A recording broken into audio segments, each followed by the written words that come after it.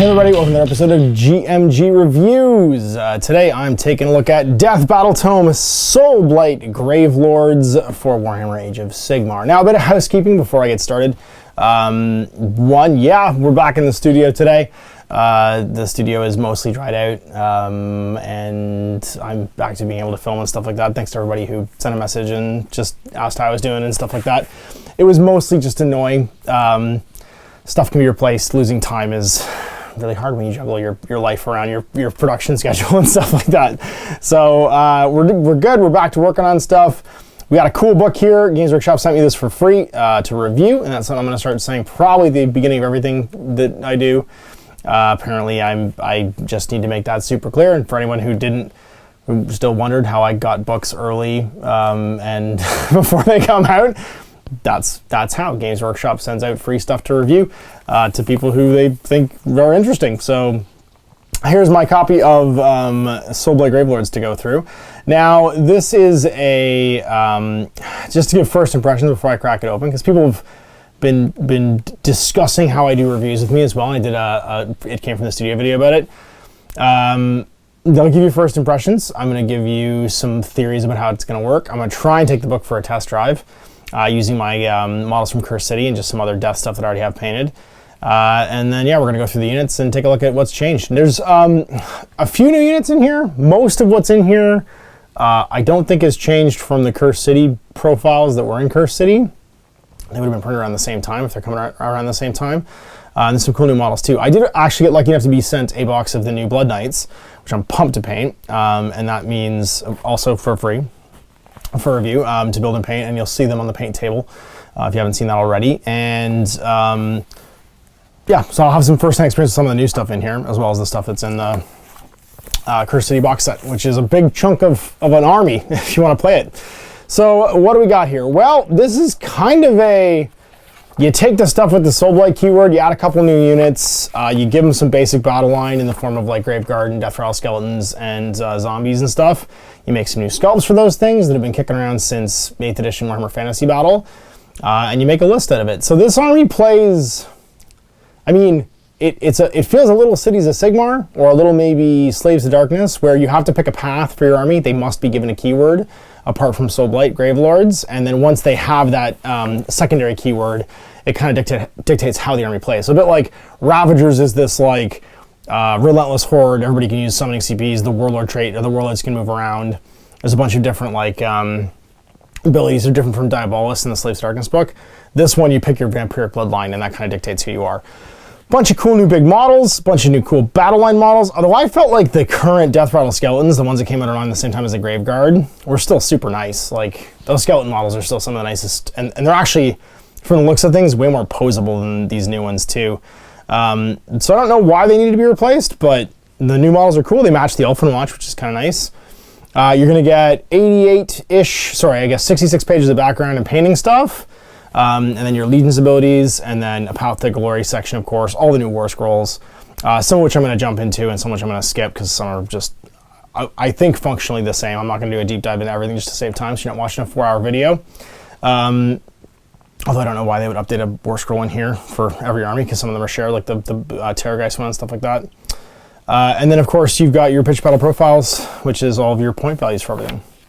So the Midnight Aristocracy, what does this do? This goes through basically the twin bloodlines of the vampires as they exist in the mortal realms. Now, if you've played Warhammer Age of Sigmar, you have to realize that everything is a bunch of flat discs of coalesced magic from the different winds of magic. After the world blows up, things kind of like start to form back together. So like all of the molecules of shadow magic form back together, and metal and beasts and all that stuff. They kind of all coalesce into these realms. They're all flat plains.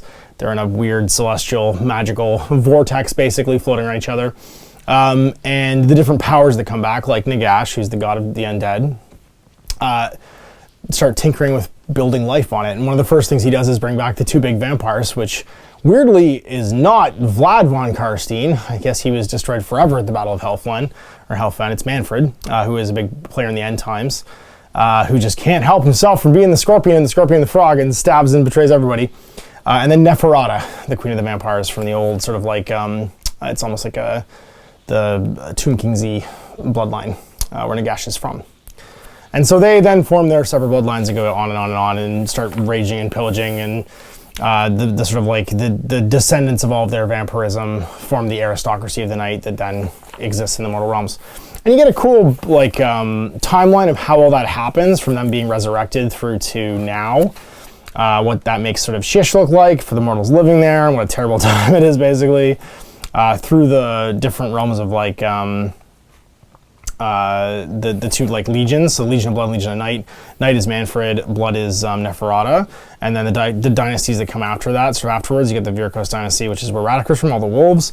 The Kastelai Dynasty, which is a bit more monstrous-y, and then the Avangori Dynasty, which is they're not quite flesh eater courts, but they're close. They're not quite the vampires that have descended into like madness, but they're close. And you can get some background on each of them. I love the Virkos Dynasty. This is the most like old school Warhammer drawing I've seen in a long time. I just love it. It's just a giant pillar of weird fleshy blood arm tree of men sort of thing. It's gross and weird, and I wish more of the art in this book was like this. And they're from the wolves of Shish. So like they from the forest and sort of like that. They're the ones that are all in Radica sort of like vein. Talks about Mournhold and how it falls and becomes the cursed city. The other different dynasties. And then we've got the different ages all through. So we've got like the Age of Myth, the Age of Chaos, the different battles, like the things, the big things that basically happen from the Age of Myth, where everything's being like put back together, through to the Age of Chaos, where like the Barrow Wars happen and like Khorne and Nurgle are trying to conquer Shish and everything goes wrong. The God King trying to push everybody back, and then Nagash not helping, which is bad. Nagash getting destroyed by Archaon almost. And then like through the Age of Sigmar, everybody coming back, and the Necroquick and all that stuff. Talk about Nagash, Manfred, Nephrota, and then current events and current players like Radica, Lady Anika. Talking about the Death Rattle Legions, which are basically the warriors of all of these bad guys. Some pretty color stuff. So the new zombies, which don't all have their graves on their backs like the ones from Cursed City do. New Blood Knights, who are significantly smaller than the old ones, but look a little more sort of like lean and svelte, matching their stat lines. And then more of the new zombies back there. The big new Lady Anika, who's like half beast. No new Stormcast in the picture though. I was really hoping for some Stormcast spoilers and see some new stuff. And then Nagash in the background there. And it does reuse quite a few models, so like the Vargeist, the Terrorgeist, the Corpse Cart, they're all still part of it. There's quite a few profiles and model kits that are from back in the before time. And it looks like, sorry, that's Lokavi, not Lady Anika. Lokavi also builds the Vengorian Lord, so you get a generic end character profile, kind of like with Avlanor and all of the more recent sort of like big monster characters where they build two different profiles. Good old Manfred, reusing that model, and Nephrota, the Morghast's one. Belladonna Volga, the first of the Virkos. Lady Anika, that's the one I was thinking of, sorry, the other lady. Crits of the Rat Prince and the Vampire Lord, so generic Vampire Lord, and then Radica the Beast, as he evolves into like Ginormo Man, into like Super Wolf Boy. And then sort of like a whole page on them, because they kind of sit front and center in all the lore. Beautiful Blood Knights. The new Death Rattle stuff's the White King and the Black Knight. Well, the Black Knight's not new, but he's just the current models for the Black Knights slash, what are they called? The flail guys. All the Death Rattles. New Fellbats, which are really nice, plastic Fellbats. Beautiful new Direwolves. New Zombies. Of course, the Crimson Court, which I'm going to be painting up. I like these guys. They're from the Cursed City box, or not Cursed City box, the Underworlds box. And there it is all put together. So, I mean, we're looking at 1, 2, 3, 4 with the zombies, and then all the characters as like the new kits for this release, which is pretty cool. Painting stuff. And we're into Soulblight Gravelords. All right, so what do they get? Well, they get Masters of Death as their battle traits. Cursed Bloodlines, they have to have a bloodline. And then Supreme Lord of the Undead, just like in Ossiarch Bone Reapers, if Nagash is in the army, he gains the Soulblight Gravelords keywords and whatever general you pick. He's also the general, because he's Nagash, and he does not share power. He doesn't, of course, get a Dynasty keyword, because he doesn't need one.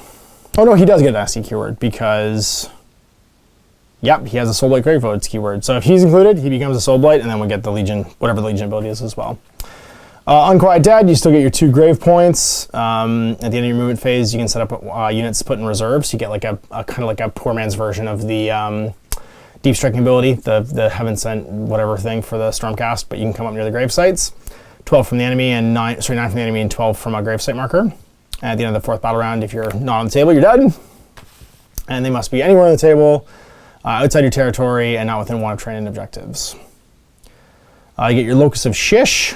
So if the unmodified casting roll for friendly Gravelord's Wizard, casting a Death Mage or Lord of the Vampire spell is a 9+, and it's not unbound, you can resolve it twice. So think about that. Every time you roll a 9+ for one of those 2 lures, but specifically not the lures on your scroll. So whatever's on your war scroll, it won't double cast. But if it's not on your war scroll, it can double cast if you roll 9+. That's a pretty cool ability. So think about that when we're going through the spells. Deathless Minions, just like all the undead factions. 6+ Moonshrug if you're within 12 of a hero. And then Reanimated Horrors. Your -1 Bravery if you're within 6 of a friendly Soulblight's Gravelord Deadwalker or Death Rattle units, or 2 if there's 1 of each. So one or more of each. So basically 2 or more of those things. And if you're a death unit, you don't get any kind of like problem with that. There's no like, you're not scared of zombies if you're also a zombie, I guess would be the explanation. Endless Legions. So at the end of your battle shock phase, count the number of enemy units that were destroyed during the turn and roll a dice, adding the number of destroyed enemy units to the roll. On a 5+, you can pick a friendly Soulblight's Gravelord Summonable Deadwalkers or Soulblight Gravelord Summonable Death Rattle unit from your army that's been destroyed, and bring it back with half the models that are destroyed, or that it started with, basically. So 20 zombies would come back as 10, 10 skeletons come back as 5. And then set it up wholly within 12 of a gravesite and more than 9 from the enemy units. So basically, you just keep popping out guys as people die. Deathly Invocation, at the start of your hero phase, you can pick a number of summonable friendly Gravelords units within 12 of a friendly Gravelord's hero to be affected by Deathly Invocation. The number of different friendly Soulblight units that can be used is determined upon the keyword in your hero's war scroll. So a Mortar can do 4 units, a Vampire can do 3, a Death Mage can do 2, and a Death Rattle can do 2. And then if the hero has more than one of the above keywords, just choose one. So you choose whichever one does the most. And then for each unit you pick, you can heal up to D3 wounds allocated to the unit, or if no models are slain, models up to a combined wound characteristic of D3 or less. And you roll for each unit, and you can't be affected by invocation more than once per turn. Yeah. So basically, you can't double down and have multiple heroes healing multiple units multiple times. And we can get into legions. Of course, there's the Blood and Night Legions, and then the different 3 dynasties, so 5 overall ways to pick your army. Now, you'll notice there are no unattached, like, battle traits, command traits, or artifacts. So if you want to basically pick one, you're stuck with them, and you lock out the rest of them. Now, you do get your spell lures for both, so spells are unattached to anybody, and let's jump in. It's a Legion of Blood. This is Nephrota's army. If an enemy unit fails a battle check test within 3 of any Legion of Blood vampire units, add D3 to the number of models that flee, because they just are scared. Favored Retainer. Ignore negative modifiers to hit and wound rolls for attacks made by melee weapons by friendly Legion of Blood Death Rattle units that are wholly within 12 of a friendly Legion of Blood Vampire, or wholly within 18 of a friendly Legion of Blood Vampire who's your general. So that's pretty cool. You can ignore mods. Especially when your units don't hit great, like a lot of like the lesser units in the Soulblight army don't have great to hit stats, so being able to ignore that is pretty great. And then command traits. Now there are a lot of named characters in here, so honestly the command traits don't feel super relevant, because like a lot of the big things you're gonna want to take, unless it's like the Zombie Lord and a Dragon or whatever. Oh, and also there's a named character, Vampire Lord on the Dragon, which is the existing kit basically. You're not gonna get to take these anyway, or the artifacts to give to them, so I don't feel like there's a ton of legs to these. Like, you're going for your trait more than you're going for other stuff, because you can take a zombie dragon, you can take a vampire lord or a Vengorian lord. They're the 2 that are unnamed. A white king or white king on skeletal speed. The Bloodseeker Palanquin, the Coven Throne, and then it's named characters and the vampire lord and the zombie dragon. So like, most of this, all of these leaders are characters. That's all characters. Like, unique. There's only 4 characters that aren't unique. 5, sorry, if you count the Vampire Lord. So 5 characters in the whole army list have access to this stuff. Which, again, makes it not super relevant, so you're kind of going to pick based on battle traits, because the big characters are pretty juicy. So command traits, Legion of Blood General only, Premeditated Violence. If the unmodified hit for an attack made by a melee weapon is a 6, it's 2 hits instead of 1, so you're exploding 6s. Soul Crushing Contempt, subtract 1 from the Bravery characteristic of enemy units that are within 3. And that would double down with the Scary Zombie rule from the core rules. Aristocracy of Blood, reroll charge rolls for friendly Legion of Blood units that are wholly within 12. Aura of Dark Majesty, the beguiling aura that swathes his general can leave an enemy's blade slack and aimless. -1 to hit for melee weapons against him. Walking Death, unmodified wound roll is a 6. It's the number of mortal wounds equal to the damage characteristic of the weapon and the attack sequence ends. Yeah, Walking Death is I would say of all those, that's the best one. So like, remember, there's only 5 people you can give this to. So the one you're immediately going to go look at is the Vampire Lord and a Zombie Dragon and the Vangorian Lord. The Vangorian Lord's Saber's 4 attacks at damage 2, so just 2 mortal wounds per hit. Or the Gold Wrench Talons, which are D6 damage. So, yeah, that seems like a good one when you could potentially have 18 plus 8, 26 mortal wounds if you just rolled nothing but 6s to wound. Obviously rare, but that's a lot of potential mortal wounds if you get some 6s to wound, which is pretty great. And then if we look at, where's another one? There's no Vargulf Courtier in here, so there's no like suicide missile of mortal wounds that you can give this to. Vampire Lord and Zombie Dragon, his Deathlance could do that, and the Vampire Sword would be D3 mortal wounds. It's actually not as good because the Zombie Dragon's a mount, so it's not getting an advantage on that, but the Vangorian Lord could be tasty with Walking Death. And then Sanguine Blur, why did I say Sanguine? What's wrong with me? It's not Linguini. Friendly units that start pile in move wholly within 12 of the general can move an extra 3 when they pile in. Honestly, the safety is Aura of Dark Majesty, -1 to hit in melee, but it might not be that useful. I think the Walking Death is probably the winner in that. Artifacts, Ring of Dominion. Each time the bearer is picked a fight in the combat phase, you can pick one enemy model within 3 and roll a die. On a 5+, pick one of their melee weapons. The model's unit suffers a number of mortal wounds equal to the damage of the weapon you picked. You can't pick a weapon that refers to damage table or ability to determine its damage. So, still pretty cool. That model's units. You can have someone hit themselves. So you could have Avlanor hit himself. You could have Draika, or not Draika, on a 5+, you could have Durthu just be like, stab myself with my Guardian Sword for 6 damage. Just 6 mortal wounds, too. Shade Glass Decanter. After armies have been set up before the first battle round begins, pick an enemy hero on the battlefield. On the battlefield, so no range. In your hero phase, if the bearer and that hero are on the battlefield, roll a dice. If it rolls equal or greater than the number of the current battle round, the hero takes a mortal wound. So you just slowly suck the life out of somebody. That could be really useful for like the Cathalar, you know what I mean? Or like these like backfield kind of linchpinny important to kill bad like enemy heroes and stuff like that that only have like 4 or 5 wounds. Orb of Enchantment, once per battle at the start of the combat phase, you can pick an enemy hero within 3 of the bear and roll a die. On a 3+, they can't be picked to fight in that phase. Oh my god. Once per battle, you don't do nothing. And it's just a hero within 3. So on a 3+, that guy just doesn't fight. Sorry, Gotrek. Soulbound Garments, +1 save. Oubliette Arcana, once per enemy hero phase, when an enemy wizard successfully casts a spell within 18 of the bearer, and it's not unbound, before resolving the effects, roll a dice. On a 5+, it's unbound. That's once per hero phase. So you just let a spell go off, and then on a 5+, it's gone. Amulet of Screams, once per battle, when an enemy wizard successfully casts a spell, it's not unbound.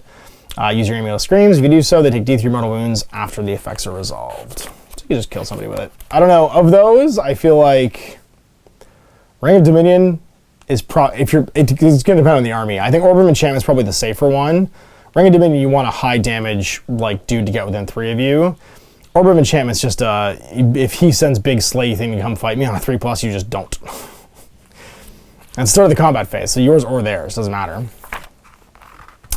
So anyway, yeah, those are my 2 picks. Probably the Orb of Enchantment and Walking Death is pretty great.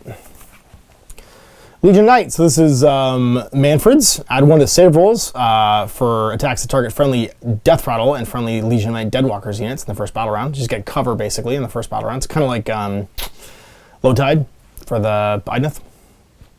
Ageless Cutting, instead of setting up a Legion Knight unit on the battlefield, you can place it to one side and say it's in reserve. You can set up 1 reserve unit in ambush for each unit you have on the battlefield. At the end of any of your movement phases, you can set up 1 of these units within 6 of the battlefield edge and more than 9 from enemy units. So basically, don't use your grave markers to go into ambush, come in the side and or the rear of the battle instead. Kind of handy. Command traits are above suspicion, so Manfred trusts you. If this general is set up an ambush using the Ageless Cunning battle trait at the end of your movement phase, you can set up this general anywhere in the battlefield more than 9 from enemy instead of wholly within 6 of the battlefield edge. So basically, show up wherever you want. That's a cool idea for maybe the big, like, stabby Zombie Lord and a Dragon, or sorry, Vampire Lord and a Dragon. Swift form, +2 to run charge rules. Unbending Will, do not take battle shock tests for friendly Legion and Knight units when they're wholly within 12 of the general. I think Swift form, if you're going to take a big killy piece and then combine it with Ageless Cunning, that feels like the best one. You can get a dragon into combat that way real easy. Hunter, +1 to wound rolls for attacks made with melee weapons by this general, but not your man, obviously. Unholy Impetus, in the combat phase, if any enemy models are slain by attacks made with melee weapons by this general in that phase, add 1 of the attack characteristic of melee weapons used by friendly Legion and Knight units wholly within 12 of the general until the end of the phase. Terrifying Visage, -1 to wound rolls for melee weapons, so one army gets -1 to hit, and then one gets -1 to wound. I do like that none of these were reused. A lot of the armies, you'll see like 3 traits get used in every list, and then they flip over a couple of different ones, but like in this one, it's all 6 new ones. I mean, -1 to wound, -1 to hit. It's not that different, but it's still different enough that at least it just didn't reuse them. A Vial of Pure Blood. Once per battle in your hero phase, say the bearer will drink the Vial of Pure Blood. If you do so, +1 hit and wound rolls with your melee weapons until the next hero phase. That could be cool for a missile general. Again, Vial of Pure Blood, Ageless Cunning to ambush, and then Swift form. You've got charging on 3s to get into melee, or sorry, charging on 7s instead of 9s to get into melee with a reroll potentially because you're a leader, and then +1 to hit and wound. Shard of Night, ignore the rend characteristic of missile weapons when they attack you. That's pretty cool. It'll keep you alive from, well, the mortal wound spam of Lumineth you won't be able to be helped from, but that can help you against things like, float dwarves and stuff. Gem of Exsanguination, once per battle at the start of the combat phase, you can pick an enemy unit within 6 of the bear and roll a die. On a 1, nothing happens. 2 to 5, D3 mortal wounds. On a 6, take D6 mortal wounds. That's, I mean, it's a little spell Hadouken. You get lucky, you get D6 mortal wounds, which could still be worse than D3. Corrupting Cloak, if the unmodified hit roll for an attack made with a melee weapons of 1, they take a mortal wound. So it's a hit back ability, which is kind of cool because like if you dive into a mob with the Corrupting Cloak and there's like a million guys attacking you all of a sudden, like dive into goblins or dive into, you know, a plague monks or something like that, and then all of a sudden they just obliterate their own unit because they're a whole bunch of ones to wound. And I can't think of anything in the game that isn't like a specific ability, like a plague weapons or something like that, that rerolls wounds. So like, there's a lot of armies that rerolling ones to wound doesn't happen. Morbeg's Claw, in the hero phase, you can say the bear will carve sides into the ground. If you do so, add 2 casting rolls for friendly Legion Knight wizards within 12 of the bear until your next hero phase. However, the bear cannot make a normal move, make a charge move, shoot, or fight until your next hero phase. So just sack your entire turn, basically, to get +2 to cast for your wizards. Yeah. And then Curseblade. After armies have been set up before the first battle round, you can pick an enemy hero on the battlefield. In your hero phase, the bearer and the hero on the battlefield roll a die on a 5+. That hero suffers a mortal wound, and you can heal a mortal wound allocated to the bearer. So every turn on a 5+, they lose 1, you take 1. That's like a better version of where is it? Battle round 1. Where is it? Shade Glass Decounter? Yeah. Because Shade Glass Decounter, it's a 1+ the first round, 2+, 3+, 4+, 5+. Right, so it's equal or higher? Equal to or greater, yeah. So it's on a 5+ in the final round. I mean, I guess that one, you're just doing wounds, and this one, it's doing wounds and also healing, but it's always a 5+. So the ratio's worse for this one, but also potential for some healing. So yeah, I think the obvious play is Vial of Pure Blood, Swift form for the charge if you're going to do the Ageless Cunning Ambush. But if you do Merciless Hunter, Vial of Pure Blood, you get +2 to wound. I mean, a 1+ to wound a 1 still fails, doesn't really matter. Yeah, I think it's Swift form and then Vial of Pure Blood, because there's not really anything else that makes a super smashy dude in Legion of Night. All right, Verkos Dynasty. So this is Radiker and Friends. Strength of the pack is the wolf. Add 1 to wound rolls for attacks made with melee weapons by friendly Verkos Dynasty Death Rattle and Deadwalkers units within 9 of a hero. So all of your big like battle line units are going to get +1 to wound as long as they're here nearby. And there's a lot of heroes. If you take the Cursed City crew, there's a lot of heroes. And then the Strength of the Wolf is the pack. You can reroll casting rolls for your wizards. So that's pretty cool. Just always reroll casting. Command traits, Alpha Predators, Pack Alpha. Once per turn, the general can use a command point ability with a command point being spent. Driven by Death Stench, reroll charge rolls if they're within 9 of the general. Kin of the Wolf, once per battle at the end of your movement phase, you can say this general will summon a pack of dire wolves and add 5 dire wolves. Set them up wholly within 9 of the general and more than 9 per enemy unit. So a free unit as a command trait. That's pretty cool. I mean, they're a battle line unit that's got multiple wounds. Hunter Snare, if this general contests an objective, the number of models the general counts as is equal to their wound characteristic. Now that's pretty cool, because that could be your general, who could be dude on Zombie Dragon. So now your dude on Zombie Dragon counts as their wound characteristic, not even their current wounds, which means that dude's 14 wounds. Hey, I'm 14 wounds on this command point, or on this objective. That's a tasty command trait. Spoor Trackers. As sort of your hero phase, friendly Verkos Dynasty Deadwalkers units, wholly within the general, can make a normal move up to 3, but can't run. United by Blood, this general can attempt to unbind a spell in the enemy hero phase like they're a wizard.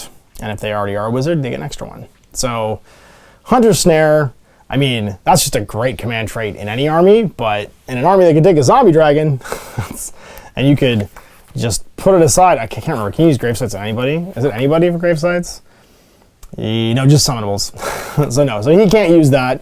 It's only going to be Ageless Cunning that can do that with the ambush. But it's still pretty great.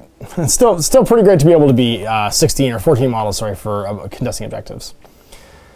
And then so your artifacts then for the Verkos, Ulfencarnian Phylactery, made by Torgilius. Friendly Soulblight Gravelords units are affected by the Deathless Mane's battle trait within 18 instead of 12, so a 18-inch wound shrug.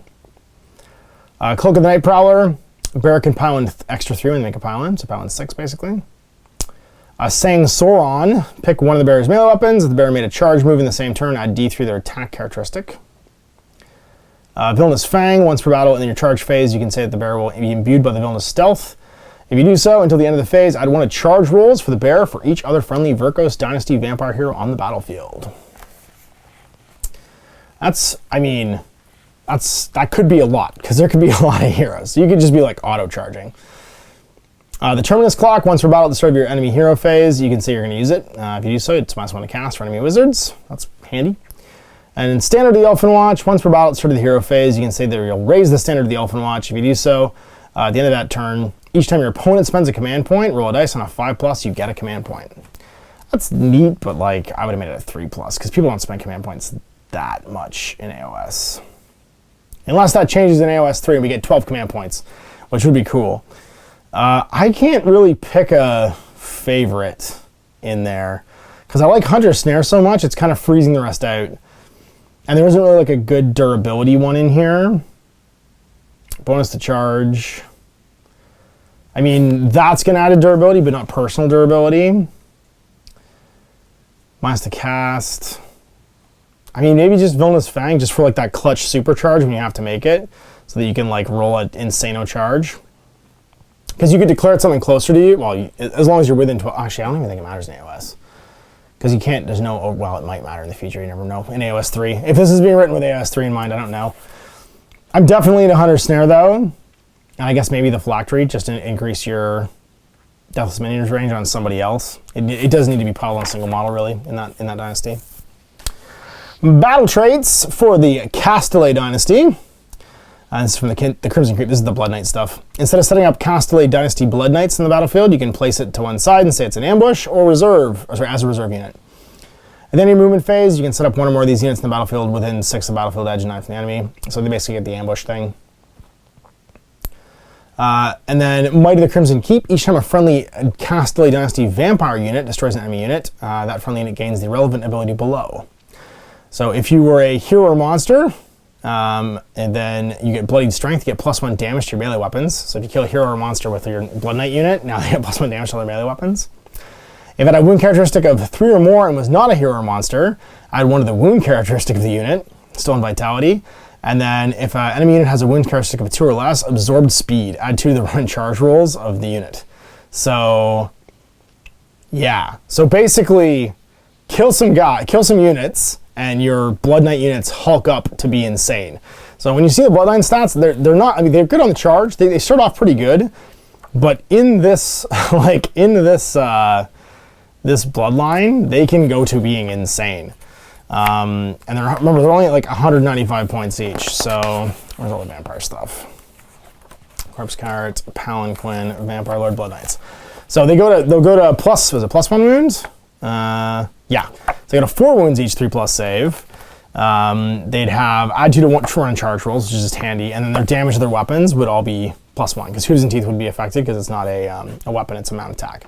So they'd have 3+, 3+, -1, 2 damage, 3 damage on the charge attacks, which is pretty cool. And again, if you're going to skew into Blood Knights, which is not a terrible thing to do, this would be the faction to do it with. So then, Lords of the Crimson Keep are your command traits. The first one, Beacon of Bloodshed. After this general makes a charge move, you can pick an enemy unit within 1 inch of the general on a 3+ take D3 mortal wounds. They get trampled. Master Retaliation. At the end of the combat phase, if any wounds or mortal wounds were allocated to this general and they weren't slain, pick an enemy unit within 1 and roll a die on a 2+ take D3 mortal wounds. So a lot of mortal wounds spilling from your characters. Again, remember, not that many characters that aren't, like, it's the zombie dragon, it's the dude on foot, like the vampire on foot, and then like whites and mounted whites and one other thing that I can't remember. Powering the Blood. If an enemy unit is destroyed within 6 of the general, this general gains the relevant ability from the Crimson Keep stuff, even if they weren't destroyed by the general. So you get to like absorb other people's kills. Rousing Commander. Once per battle at the start of the combat phase, you can say this general will rouse their warriors. If you do so, until the end of that phase, friendly Kastelai Dynasty vampire units wholly within 12 of the general benefit from Bloodied Strength and Stolen Vitality abilities from the Might of the Crimson Keep, even if they haven't done so yet. So basically, you can pop Rousing Commander to make these guys get extra wounds. And then, what's the other one? Plus damage. I mean, it's just until the end of the phase, but it means you have to wait for it. So if you send those knights, like a huge unit of knights, into like something terrifying, you just make them all damage 3 for the turn with an extra wound. Why not? So yeah, that's pretty crazy. Swift and Deadly, you can reroll charge rolls for friendly Kastelai Dynasty units that are within 12 of the general. And then Craving Massacres, you can run still charge later in the turn. I think Rousing Commander's if you're going to play this Dynasty, you're going to skew into Knights. And so you'd pretty much automatically do Rousing Commander. So then we're looking at Artifacts of Power, Relics of Red Conquest. So Artifacts of Power, Sword of the Red Seneschals, pick a weapon. In the combat phase, if any enemy models are slain by attacks made by that weapon, add 1 to wound rolls for attacks made by friendly Gravelords units within 12 of the bear until the end of the phase. So if you choose them to go first, if they do any wounds, everybody else within 12 gets +1 a wound. That's pretty great, especially when the Blood Knights I think are 3s and 3s. You'd be 3s and 2s going into those fights. Yeah, 3s and 3s go to 3s and 2s, and also it would affect mount attacks because they're affected then, so 3s and 3s for the mounts. Yeah, that's 3s and 2s is a big difference all of a sudden if you're going for a big charge. Then Bloodstains Shield, -1 to casting rolls for enemy wizards within 6 of the bear. That's a garbage artifact. You have to get that close just for -1 to cast? No thanks. Standard of the Crimson Keep, subtract 1 from hit rolls for attacks made by missile weapons that target you. It's decent. Gravesand Shard. Once per battle at the start of the hero phase, you can say the bear will crush their Gravesand Shard. If you do so, add 1 to rolls for the Deathless Minions battle trait, so you get a 5+ Moon Shrug within 12 then, instead of 6. Fragment of the Keep, -1 from wound rolls for attacks made with melee weapons by enemy units within 6 of the bear. So basically everyone within 6 of you who's a bad guy is -1 to wound. And then Red Casket, and that's neat because that's a better version actually of the Terrifying Visage, because it affects everybody within 6 attacking everybody else, not just you being attacked when you're the hero. It's them attacking your units and stuff as well. The Red Casket, once per battle at the start of your charge phase, you can say the bear will draw upon the power of the Red Casket. If you do so, add 3 to charge rolls for the bear in that phase. So +3 to charge. I mean, again, handy if you're going to shift and keep, right? Your hero, and then Rousing Commander. So you could do Knights and Leader both doing a flanking attack and then get +3 to charge. Is there anything that really allows you to add? I mean, they'll have +2. Oh, no, it's actually not that one. It's not absorbed speed. They don't give you that with the Rousing Speech. They only give you Might and Vitality. That's funny, because otherwise you could triple down and your Knights would get +2 to charge. So Yeah, no getting the everyone gets plus to charge, and we can show up just outside of 9 of you. But charging on a 6 with red casket's pretty cool. Avangori Dynasty. So yeah, so I guess I'd say, because you're gonna go on knights, so Rousing Commander, probably red casket, maybe fragments if you want to be defensive. But actually probably sort of the red Seneschals. Yeah, because then you charge in, you go first. You Rousing Commander to make everybody big. You charge in, you go first, you do this, they all wound on 2s all of a sudden. Or within 12. And then Avangori Dynasty, the Nightmare Brood. If a Soulblight's Gravelord army from the Avangori Dynasty includes any Terrorgeist or Zombie Dragons, one of those models has a cursed mutation. Choose which model will have the cursed mutation and then roll or pick on the opposite table. So let's go through them now. So Maddening Hunger, once per turn at the start of the combat phase, you can pick one enemy unit with a wound characteristic of 1. That's within 3. If you do so, they're slain and you heal a wound. So just kill a 1 wound guy and get a wound back. Urges to Atrocity, once per battle this model can run and still charge. And then No Blood Construct, reroll successful casts for enemy wizards within 9. Meh. Probably run and charge, although get a wound back by killing a model is pretty cool too. And you can RFP somebody, so you can just basically pull out Fanatics, you can pull out Netters, you can pull out any single like annoying 1 wound model in a unit that has some kind of buff or debuff, you could pull it with Maddening Hunger. So that's once per battle. That's just trash, unless you're going to charge no metal wizards. I think Maddening Hunger is probably the one. Just for like utility, I'd probably take that one. And again, you're going to dive into Terrorgeists and Dragons in this dynasty if you're taking it, because it's tailored to it. Monstrous Might, -1 from wound rolls for attacks made with melee weapons that target friendly Terrorgeists, Zombie Dragons, or Vampire monsters, unless the attacking unit is a monster. So everybody who's not a monster is -1 to wound you. Pretty cool. And then Unstoppable Nightmares. In the combat phase, you can pick a friendly Terrorgeist, Zombie Dragon, or Vampire monster to unleash its monstrous power. If you do so, until the end of the phase, the top row of the model's damage table is what you use, regardless of wounds suffered. And the same model cannot benefit from this ability more than once per battle. So basically, one of your monsters, no matter how wounded, turns back on every combat phase, but you can't do it more than once per battle. So, I mean, you're probably not going to if you're badly wounded enough that you're needing to use this ability. It means you have one last big burst of strength, basically. But then you only get 3 command traits and 3 artifacts. So command trait is Twisted Paragons, so eye for an eye. If any wounds or mortal wounds are allocated to this general in the combat phase, add 1 of the damage characteristic of melee weapons used by the general until the end of the phase. So if you get wounded, you get +1 damage. Torment-driven throws, start of the combat phase, you can roll a dice for each enemy unit within 3 of this general on a 5+. The enemy unit suffers a mortal wound and can only attack this general in that phase after this general has already fought. And then Unhinged Rampager, reroll charge rolls for this general. Eye for an eye feels like the best one from that. Yeah, I think probably eye for an eye. And then you put it on the big monster one. Artifacts of Power, Monster Spoils, beneath the Breath of the Void Maw. Once per battle in your hero phase, pick an enemy unit within 6 of the bear and roll a die. On a 3+, they take D6 mortal wounds. That's an interesting one. A 3+ D6 mortal wound is that's a big spike. Gorvar's Collar. Once per battle at the start of your combat phase, you can say the bear will don the collar. If you do so, reroll wound rolls of 1 for attacks made by the bear that phase. And then the Furious Crown. Once per battle at the start of your charge phase, you can say the bear will unleash the full fury of the crown. If you do so, after the bear makes a charge move in that phase, you can pick 1 enemy unit within 1 of the bear and roll a number of dice equal to the charge roll. On a 5+, take a mortal wound. So you have a slightly worse ogre impact hit, but with a potential to do 12 mortal wounds, or 3+ D6 mortal wounds within 6, but you don't even have to charge. You can pick out anybody. And then reroll wound rolls of 1. I think you rank them, I don't know. Reroll wound rolls of 1 could be cool. I think just taking the Breath of the Void Maw is probably the one you do. And then Twisted Paragons. Probably Torment-driven throws, just because then you get like kind of like a Tree Man Stomp. For each enemy within 3 on a 5+, take a mortal wound and can only attack after he's fought. So like you just pin everybody in place. Yeah, I think if you're using a monster with a huge base, that's the one you take. That's cool when you get plus damage, and real charges is meh, whatever. But getting a stomp ability when you have a whole bunch of monsters. So you stomp at the start of the combat phase, you have everybody else fight, and then those guys can fight. That's pretty cool. Torment Driven Throw seems neat. And it affects everybody within 3, which is huge.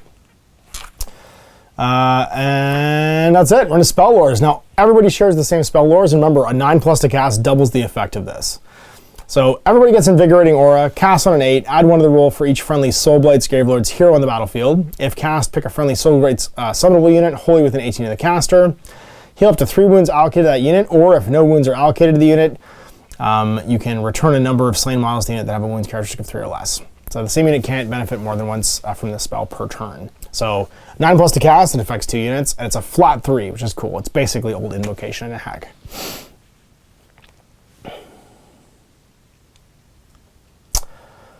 And Nagash knows everything here, because of course he does. And also, any number of wizards can cast Invigorating Aura. I forgot to say that too. You can cast it over and over again. Lord of the Vampires, Nagash and Vampire Wizards only. So Blades of Shish, cast on 5, roll a die for each enemy unit within 12, 3+, take a mortal wound. Spirit Gale, cast on 5. If cast, pick an enemy unit within 18 invisible and roll 2d6. If it's higher than their bravery, take a number of mortal wounds equal to the difference in the roll. It's kind of like a Banshee Scream. Soulspike, cast on 6. If successful, pick an enemy unit within 18 of the caster invisible. Until your next hero phase, if that unit makes a charge move, roll a number of dice equal to the charge roll. For each 4+, they take a mortal wound. The same unit cannot be affected by a spell more than once per turn. That's pretty cool, actually. I like that as a defensive spell. And if you cast it on a 9, 2 units get affected. Amythistine Pinions, cast on 5. If cast, add until your next hero phase, add 6 to the caster's move characteristic. So you can just fly, basically. Vile Transference, cast on 4. If cast, pick an enemy unit within 6 of the caster invisible. Roll a number of dice equal to half the enemy unit's wound characteristic. For each 6, heal a wound allocated to the caster. So you basically suck a bunch of people out of them, or a bunch of like wounds out of them. But it doesn't seem to do damage. And you round up, which is neat. Also notice Amythistine Pinions, you can't benefit from more than one, so the effect goes off twice, but it only affects the caster. So it doesn't work to go twice. And then Amaranthine Orb, cast on 6. If cast, pick a point in the battlefield within 9 of the caster that's visible and draw an imaginary line. Roll a dice for each unit the model has the line has passed across. On a 2+, take D3 mortal wounds, and death units aren't affected. So just like Hadouken. They're neat. I mean, you all are going to be casting that every turn, so a lot of your one-cast folks are just going to be healing, and then maybe double healing. I like Soulspike. I like Spirit Gale because a lot of low leadership units don't like having to make that roll. Blades. Plus move could be handy for Nagash or a bunch. Actually, plus move could be handy for a bunch of Vampire Wizards. Like if you want to get +3 move for your Zombie Dragon, they'll move 17 now because they are a wizard. Cast 1, unbind 1. Who else could do it? Torgilius could be movement 8, I guess. Radiker could be movement 11 or 8. All these little like characters, Lokavi, the Mother of Nightmares, could be movement 15, so could the Vengorian Lord. Prince Duval could be movement 9. Handy. Prince Vordra, who's the character zombie dragon guy, could be movement 17 as well. And he's pretty great, but of course can't have items. Manfred could be movement 19, and so could Nephrota. And Nagash could be movement 12. So I mean, that's a handy spell. I feel like for if you're going to take a big monster, then taking the Pinions is worth doing just to be so fast. Vile Transference can be really handy too for healing, although Invigorating Aura only affects summonable units, so it doesn't really matter actually. I think Vile Transference for your big hero if he wants to stay alive, or Pinions for moving fast if you're like a flyer or something like that. The offensive ones are okay. Lore of the Death Mages, so Mortarks, Nagash, and Death Mage Wizards. Overwhelming Dread, cast on 5. If cast, pick an enemy unit within 18 of the hero invisible. Until your next hero phase, subtract 1 from hit rolls for attacks made by that unit, so it's a debuff, which is handy. And it could double and affect 2 units all of a sudden. Fading Vigor, cast on 6. If cast, pick an enemy unit within 18 invisible. Subtract 1 from their attack characteristics and their melee weapons to a minimum of 1. Until your next hero phase. Spectral Grasp on a 6. Pick a terrain feature wholly within 18 of the caster invisible to them until your next hero phase. Have the move of enemy units within 3. That's certain on move within 3. Prison of Grief, cast on 6. Pick an enemy unit within 12 of the caster invisible to them. Until your next hero phase, roll dice each time that unit attempts to move. On a 5+, they can't move. The same unit can't be affected by it more than once per turn. So Prison of Grief is, I think, the winner here. That is an amazing spell to lock things down. Yeah, and it's until your next hero phase. So, like, your turn, their turn, potentially. All their pile-ins, too, they wouldn't be able to move. Decrepify, cast on 6. If cast, pick an enemy here with an 18 of the caster invisible.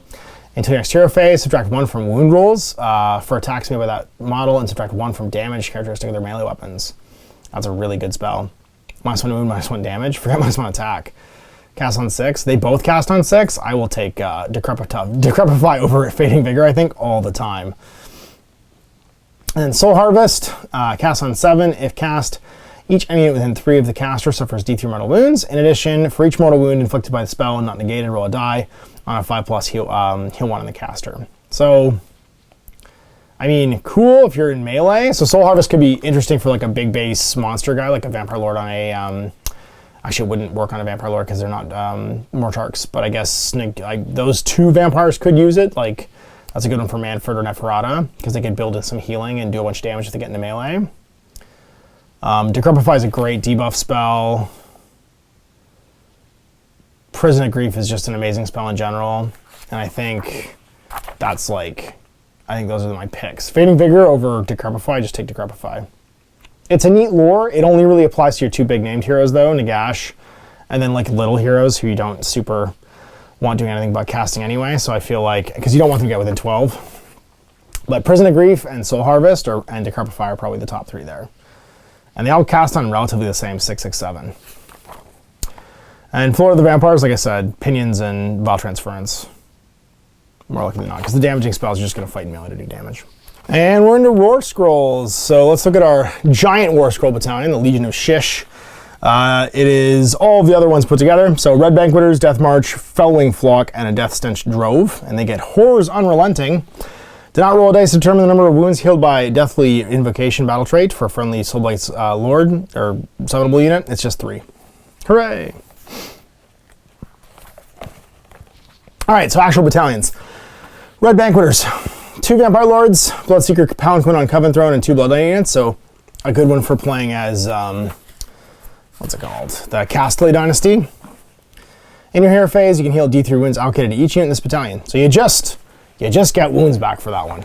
And how expensive is it? It feels like a no-brainer to like condense down your drops. The problem is you're taking 2+ Vampire Lords, which aren't necessarily great. And that one's going to cost you, the Red Banqueters, where is it? The Red Banqueters, 100 points. That's not that bad, actually, for a War Scroll Battalion. Although, the Palanquin and the Vampire Lords aren't necessarily what you want compared to, like, the big murder vampires. Fellwing Flock, 2 to 3 Vargeist units and 2 to 3 Fellbat units. Add 1 to hit rolls for attacks made by melee weapons by units in this battalion if they made a charge move in the same turn. So +1 hit. Not bad for Vargeists, because they like to hit. The Death Stench Drove, it's 1 to 2 Corpse cards, 2 Direwolves units, and 2 Zombie units. So this is like potentially your battle line. Although you can have Blood Knights as your battle line too. Add 1 to the attack characteristic of melee weapons used by this by units in this battalion while they're wholly within 12 of the Corpse cards. So that's cool. +1 attack for everybody within range of the Corpse cards that want to be in the middle of everything anyway to use their aura. And then the Death March. It's a White King, 1 to 3 Black Knight units, 1 to 3 Grave Guard units, and 2+ Death Rattle units, or Death Rattle Skeletons units. So you're looking at 4 units. March of the Dead, start of your movement phase, you can pick up to 3 friendly units in your battalion that are wholly within 12 of their White King. If you do so, add 3 to the move characteristic of each of those units in that phase. So you get plus move, basically, to 3 different units within 12 of the leader.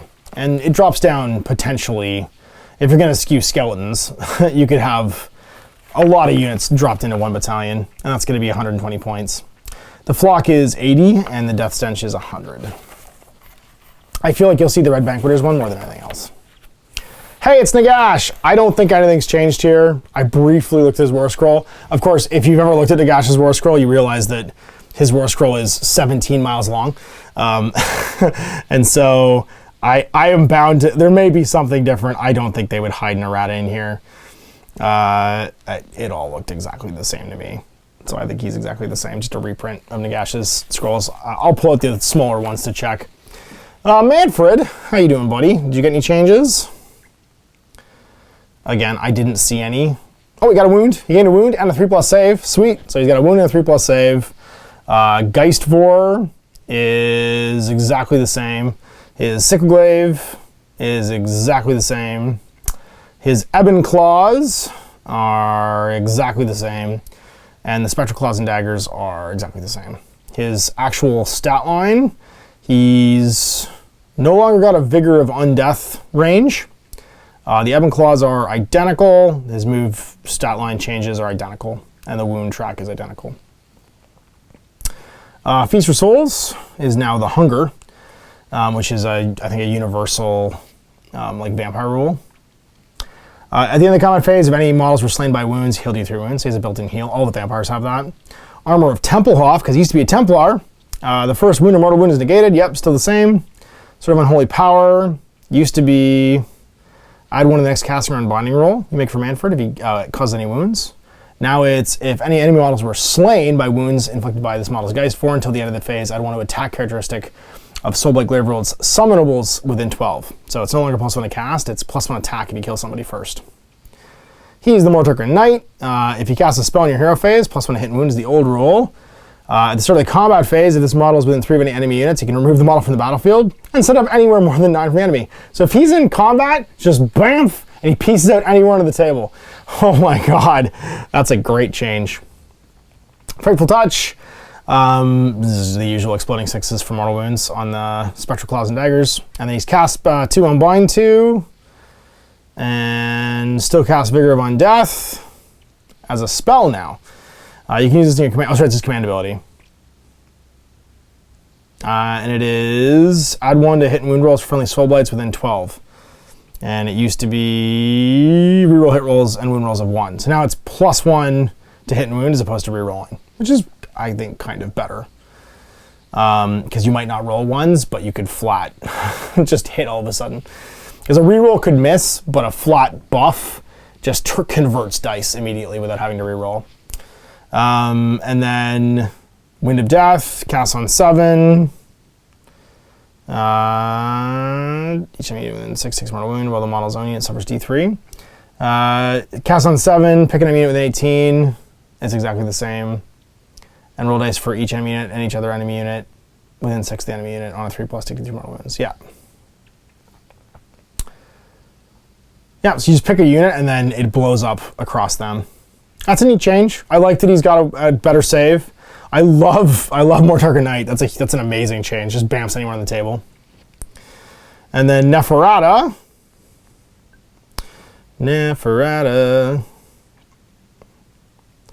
I wonder if they do sneaky updates to the skeletons and stuff too, or the Vargeists. So she also gained a wound, also gained a save. Her sword is 2s and 3s -1 damage, the same. Akenset is the same. Skeletal Claws is the same. The attacks look the same. Special Claws and Daggers. Dagger of Jet is a 6+ kill you. Now it's a hero. If any wounds inflicted by Amek Har in that phase were allocated to a hero not negated, it's a 5+ kill. But it's not just any model, it's just a 5+ against a hero. Mortarker Blood. At the end of the combat phase, if any enemy models were slain by wounds inflicted by this model's attacks, to heal D6 wounds allocated to this model. So just heal back D6 wounds. That's a really good built-in heal. Better than the Hunger for sure. Frightful Touch. If the unmodified hit roll for attacks by her spectral dudes is a 6, does mortal wounds. And then she's cast 2, dispel 2, Dark Mist. Cast on 6, if cast, pick a friendly Soulblight Gravelord within 12 of the caster, and ignore negative modifiers when making save rolls. So you can make them ethereal, basically. And then her command ability is Twilight's Allure. You can use this command ability once per turn in your hero phase. If you do so, subtract 1 from hit rolls for attacks made by melee weapons. The target friendly Soulblight Gravelords units wholly within 12. So you kind of have like different sides of the same coin. She has better built-in healing and like defensive tech for her army, whereas he's going to make them hittier.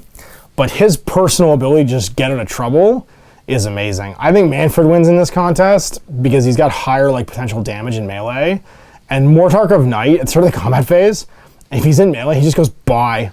Like, that's amazing. That's an amazing scoring ability, just to like jump around and go and like take zones and stuff. I think, yeah, if you're gonna go Mortarch, Manfred's the way to go. All right, Prince Vordra. This is the generic like plastic vampire lord on zombie dragon that you could always build out of that box. And his stats. Oops, he did have stats before, but I like that he's back in Pog form. Same core stats, it looks like. Blood Lance, 4 attacks, 3s and 3s, minus 2 damage. Yep. Snapping Maw is 4s and 3s, minus 2d6 damage. Yep, the same. Swordlight Claws, 4s and 3s, minus 1, 2 damage. Damage table. Breath of Shish is now not flat 6, it's d6 at the top. That's a change. Moves are the same, core stats are the same. He's got the Hunger, so if he does wounds or slays anybody, he gets to heal d3. Chalice of Blood, once per battle, heal d6. Bloodlance Charge. Add 2 to the damage characteristic of his Bloodlance and improve the run by 1 if he charges, so he becomes minus 3, 4 damage on the charge. That's amazing. Breath of Shish. In your shooting phase, pick an enemy unit within 9 of the model invisible and roll a dice. On a 3+, take a number of mortal wounds equal to the Breath of Shish value, so it's down to d6 instead of 6. And then cast 1, dispel 1, Quick Blood. If cast on a 7, add 1 to hit and wound rolls. And then for your weapons, so you could be 2s and 2s if you cast it, and then minus 3, 4 damage on the charge. So yeah, that's a no joke amount of damage. 16 damage. Fist in the Gash in your command in the command phase. Pick a Soulblight Gravelords hero that's wholly within 12 of this model, and within 3, and they can fight again. So he just like orders somebody to fight again. That's pretty great. And you could use that on, geez, like a bunch of like your big hitting pieces. So he's a great candidate for the zombie dragon or the knights one, but then you're gonna miss out. You're gonna want a second hero for your command trait and stuff. Prince Duval. So this is your Underworlds dude. He's got 6-inch move, 5 wounds, 3+ save, bravery 10, and it's 200 points for this whole schmorg. He's basically just a vampire lord. 4 attacks, 3s and 3s, minus 1, 2 damage. He's got Hunger, so if he slays someone, he'll do 3 wounds. He can cast 1, dispel 1, and his special spell is Fiendish Lure, cast on 5. Pick an enemy unit within 6 of the caster invisible, and you're +1 to hit rolls that target them until the next hero phase. So everybody gets +1 to hit against them. That's pretty great. Crimson Court only has 1 wound per model. I thought they'd be a 2 wound per model army. 4+ save, bravery 10, 6-inch move. They all have different weapons, so there's the mace, the blades, and the bludgeon. The mace is 2 attacks, 3s and 2s, d3 damage. The paired blades is 3 attacks, 4s and 3s, minus 1, 1 damage. And the bludgeon is 2 attacks, 4s and 3s, just 1 damage. Gorath has 3 wounds though. So the big guy with the big club, he's got 3 wounds. So you do have someone who can actually benefit from the Hunger, because it doesn't make any sense they have the Hunger if there isn't a multi-wound model in the unit. So he basically what's happening is he floats on 2 wounds, and if they kill somebody, he maybe heals back to full. But if you don't kill somebody and he dies, then the Hunger becomes useless. But also you lose attacks if you kill anybody else. So it's kind of a trapeze thing. And when they make a move, they can pass across terrain features in the same model as a model that can fly. But he doesn't get that. So Duval doesn't get that, but the Crimson Court can be agile and fly. All right, Lokavi. So you're the super cool named character version of the big, whatchamacallit monster. The Vangoran Lord. And she's got a 12-inch move, 11 wounds, 3+ save, bravery 10. Her rapier is 4 attacks, 3s and 3s, minus 1, 2 damage. Remember, she can't have traits or abilities, so this is what you get. Talons are 3-inch range, 3 attacks, 4s and 3s, minus 1, d6 damage, which is still amazing. So like compared to the base Vangorian Lord, her core stats are kind of the same. Impaling Tail is d6 attacks, 4s and 4s, 1 damage. So like nothing really different here. She gets Champion of the Evangori. She's a double general, so she counts as being the general for the purpose of like command abilities and stuff like that on top of your general. After this model makes a charge move, you can pick an enemy unit within 1 inch and roll a number of dice equal to the charge. So 5+ do mortal wounds, so she gets Ogre impact hits, but better. Nightmare's Miasma. When enemy units within 3 of any friendly model's this ability, the rend of their weapons is reduced by 1 to a minimum of dash. Undeniable Impulse. Lokavi fights a constant internal battle to basically not go beast mode. At the start of the hero phase, roll a dice for this model. If it's equal to or less than the number of the current battle round until next hero phase, this model can run still charge. However, this model cannot use command abilities until your next hero phase. So as long as you roll under the turn number, she can run charge, but you can't use command abilities. So later in the game, she stops being able to use her command abilities, but she can run charge. Hunger, kill something, get D3 runes. And then cast 1, dispel 1. And she knows Death's Downpour, cast on 8.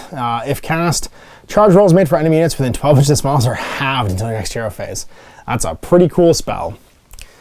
And then the base Vengorian Lord is 1 less wound. Everything else stat-wise is the same. Also reduces rend, Undeniable Impulse. At the start of your hero phase, roll dice for this model. If it's equal or less than the number of the battle round until the next hero phase, they can run charge. They can't use command abilities. It's the same as Luca's. And then Hunger, kill and heal. And then has Clotted Deluge, cast on 6. Pick an enemy unit within 12 invisible. Add 1 to wound rolls for attacks made with melee weapons that target them until the next hero phase. And then Festering Feast. Uses command ability at the start of the end of the combat phase. When any attacks made by Soulblight Gravelords units not in phase destroyed any enemy units. If you do so, heal D6 wounds allocated to that Gravelords unit. The same unit cannot benefit from this command ability more than once. And sorry, hers is Queen Among Monsters. Uses command ability once per turn in your hero phase. If you do so, pick an enemy unit in the battlefield. Until your next hero phase, add 1 to hit rolls for attacks made with melee weapons by friendly monsters that target that enemy unit. So +1 to hit for monsters, and then this one is heal if a unit destroys another unit. But only wounds, not models. So it's, again, probably just targeting monsters. So the Vengorian Lords are pretty cool. They have a lot of damage potential. I think with, I don't know, I don't feel like Laka's extra wound, and I mean the charge halve thing is pretty great, but she has to be within 12 for that to really matter.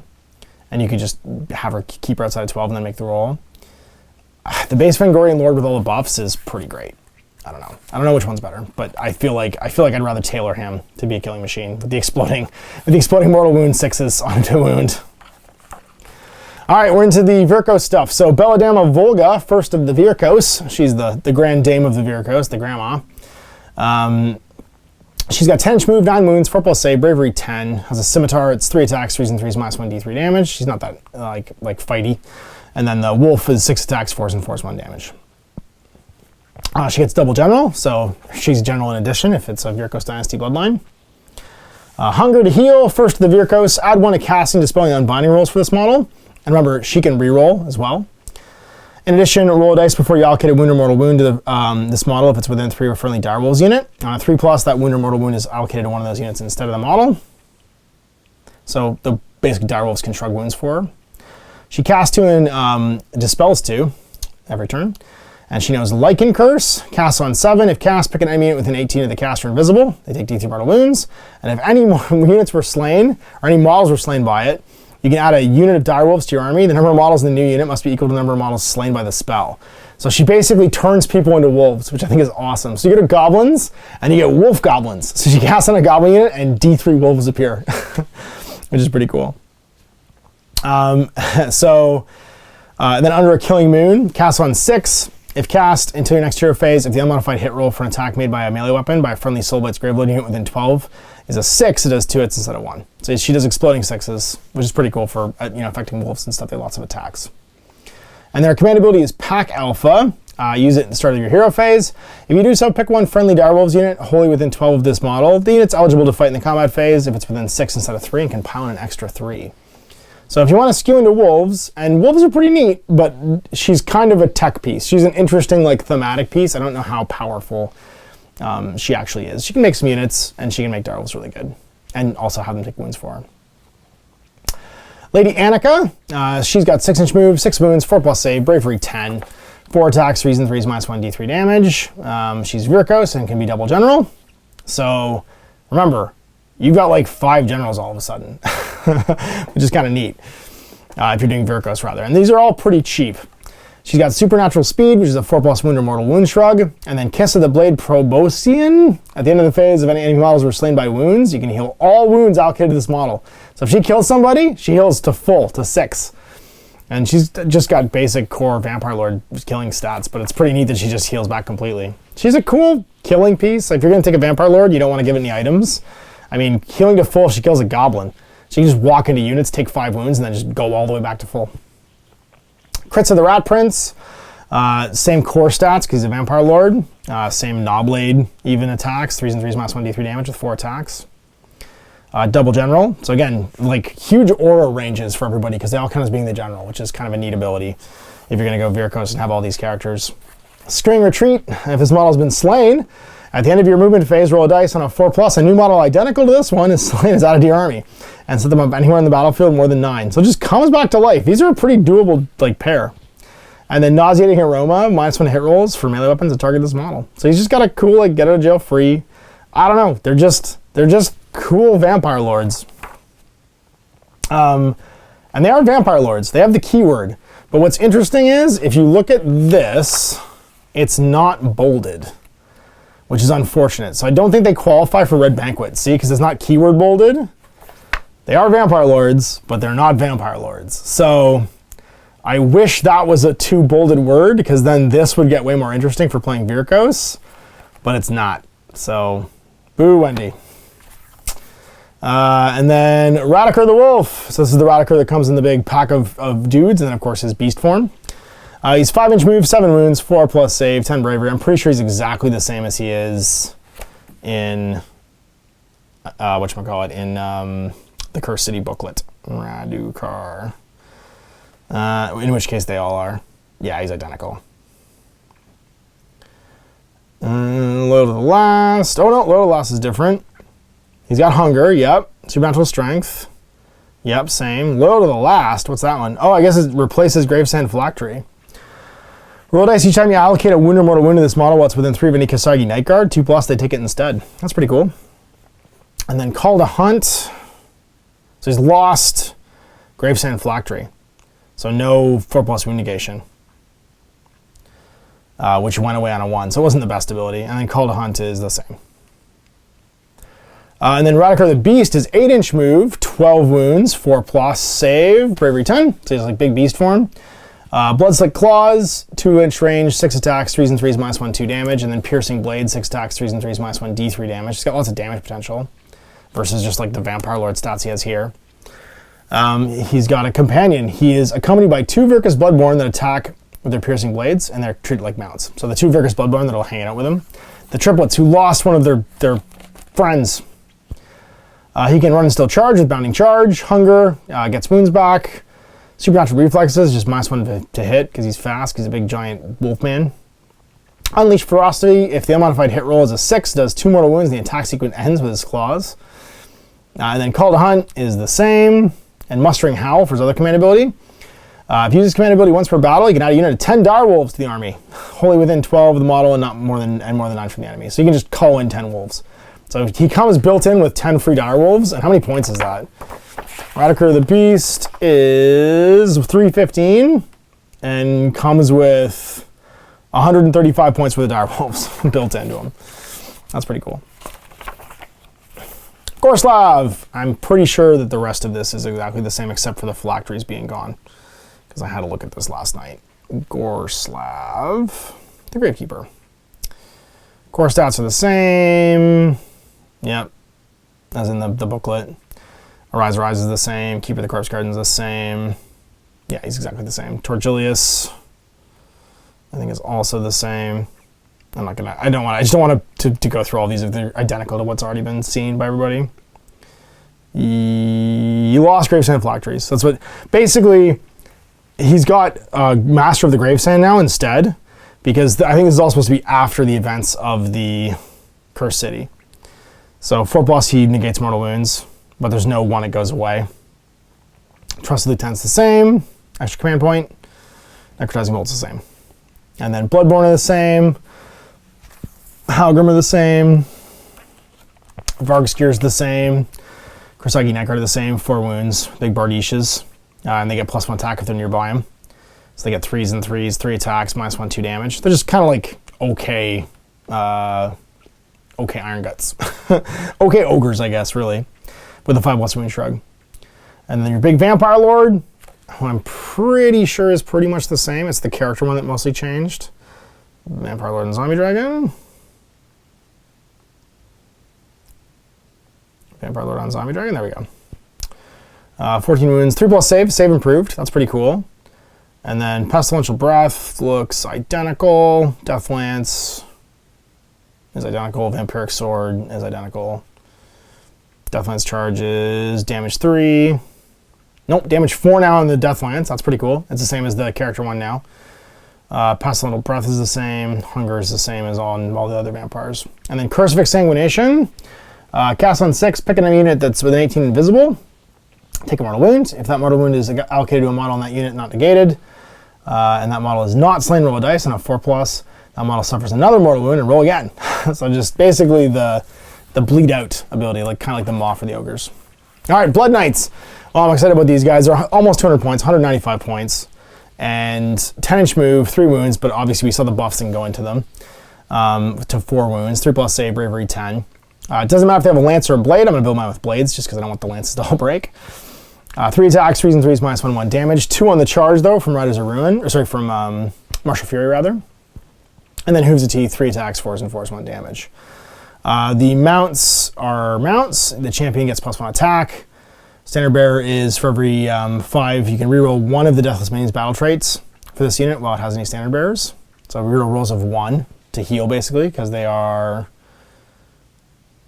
shrugging on 6s, rerolling 1s now. It's pretty cool. Riders of Ruin. In your movement phase, if this unit's within 3 of an enemy unit, it can make a normal move. If it does so, it can pass across other models with a wound characteristic of 3 or less, in the same as models that can fly. After it's done so, roll dice for each enemy unit they've passed over, and on 2+, take D3 mortal wounds. So you've charged last turn. In your movement phase the next turn, you want to charge again. So you get to just fly across everything, touch as many units as possible. They all take 2+ D3 mortal wounds, and then you charge again. So they are impossible to stick down.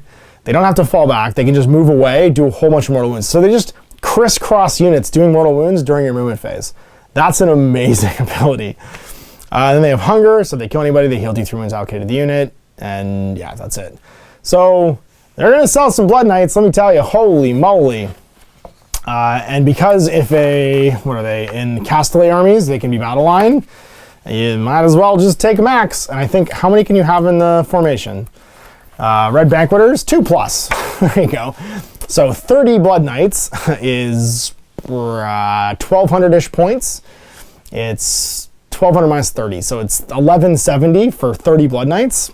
You can't pin them down. They fly across doing mortal wounds to everything that they're in combat with. You can rouse them with speeches. They do tons and tons of damage. They have 3+ armor saves with 10-inch moves and 3 wounds, and as soon as they kill something, they get a gajillion buffs. Vargeists. I was curious to see if these changed, and of course Flesh Eater Courts players are going to be as well. If there's any sneaky changes in here that might affect them. Doesn't look like it though. Core stuff seems the same. Bloodman and Frenzy, 6s do 2 hits instead of 1.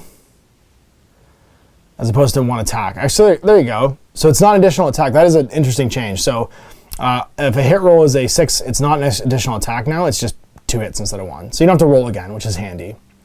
And then that's it. They get Death's Descent. Instead of setting up on the battlefield, you can place them on one side and say they're circling high as a reserve, and then bring them down the battlefield more than 9 from the enemy. So they can basically go into reserve no matter what bloodline you used, which is pretty cool. So double hits, that's handy. That's a slight buff, it's a sneaky little buff. I wonder if that'll go into the Flesh Eater Courts stuff with the War Scroll. Vampire Lord, kind of, I mean, it's been around as a War Scroll for a long time, but it hasn't changed much. The stuff's just kind of gotten renamed, ability-wise. I've used them a lot in my, my Night Heart army. So better save now, 3+ save, same other core stats. Can't take a mount anymore though. So if you had one on a mount, sorry. Hunger lets you kill and heal D3, as opposed to healing just 1 like it used to. Cast 1, dispel 1. Now it's Crimson Feast, which used to be called Blood Feast. No, wait, that's a command ability. It just knows Arcane Bolt and Mystic Shield. And then whatever you want to take from the Lord of the Vampires. Crimson Feast is, you can use command ability in the combat phase, pick a friendly summonable unit within 12, add 1 of the attack characteristic of their melee weapons until your next hero phase. So can't double down on it, but pretty cool. The Bloodseeker Palanquin, have you changed it all? Let's have a look. Core stats are the same. 12 wounds, 4+ save, bravery 10. Wail of the Damned, it was 2 dice for each enemy unit within range, and if it's higher than bravery, D3 mortal wounds. It's now just 4+ D3 mortal wounds if it's in range. So don't use the attack sequence. Roll a dice for every unit within range, 4+ D3 mortal wounds. So it doesn't matter what your bravery is anymore, you just get bansheed. Find Vintage, if an enemy hero is slain within 9, add 1 of the attack characteristic of melee weapons used by friendly vampires within 12 of this model into your next hero phase. That's a good buff for your knights maybe, if they kill a hero. Frightful Touch, usual 6+ mortal wounds. And then cast 1, dispel 1, and Blood Siphon is your spell. Cast on 6, if cast, pick a hero within 12, roll a dice, 1 to 2, take a mortal wound, 3 to 4, D3, 5 to 6, D6 mortal wounds. So kills heroes basically, which is kind of handy, and also that'll go into Find Vintage. You can just smoke a hero and then give everybody +1 attack. So it's kind of a little like weird hero killer, and the core attacks are basically the same. It's basically a vampire lord riding the back of that thing. We're on to Mortis Engine. Have they done any sneaky changes to you? Mortis Engine. And of course, everyone's going to wonder how this applies to the other Battletomes that have this stuff in it. And the answer is, I have no idea. Core stats are the same. Wail of the Damned is, of course, the new one, it looks like. Yep, 4+ mortal wounds. Frightful Touch is the same. Reliquary. The core stats the same. 2 attacks instead of 1 for the Mortis stuff. Everything else is the same. The actual stat line looks identical, except Wail is now 12 inches, which it used to just be 9. And the attacks for the Spectral Claws and Blades are the same. So Reliquary once per battle in the hero phase. Unleash the energies. If you do so, roll dice for each unit within 12. On 2+, the unit suffers D3 mortal wounds, and death is immune. So you just blow up, basically. And then Bound to the Necromancers. Add 1 to cast rolls for friendly Soulblight Gravelords, wizards, wholly within 12 of any friendly models with this ability. So you get +1 to cast. So still handy. And then finally, Coven Throne, the third of the ways you can build this model. Coven Throne. Core stats are the same. Predatory Bite is 3+ to wound now. Same damage. Stiletto is the same. Poignards are the same. Same number of attacks, maybe. Handmaidens had 8. Still 8. And the Spectral Claws are the same. Hunger is the same. D3 wounds if you kill something. Frightful Touch is the same. Scrying Pool. Once per turn, you can reroll 1 hit roll or 1 wound roll. Or 1 save roll. And then Magic. Cast 1, unbind 1. You get Shudder. Cast on 6. Pick an enemy unit within 12 and roll 3d6. If it's greater than the Bravery characteristic, this model cannot be picked to be the target of any attacks made by, spells cast by, or abilities used by that unit until your next hero phase. So you can go trick proof yourself on 3d6 if you can beat their Bravery. And then Tactical Insights, your command ability. Use this command ability at the start of your hero phase. If you do so, pick 1 friendly Soulblight Gravelords unit wholly within 12 of this model until your next hero phase. Add 1 to hit rolls and wound rolls for attacks made by that unit, and add 1 to save rolls for attacks that target that unit. The same unit cannot benefit more than once. Necromancer. Those 3 seem great, but I don't know if I would take them over just taking more Blood Knights. I feel like you take your good hero, you lead them in with Blood Knights. Maybe the Bloodseeker Palanquin. I feel like of the 3 of them, because it can kill heroes, and it can keep up, because it's fast. Wail of the Damned is a great, just like explosion with a 12-inch range. And then the ability to buff other vampire units. I feel like because building into vampires is a big deal in this army, having it affect vampires, I don't see yourself as a casting army, I see yourself as a killing army.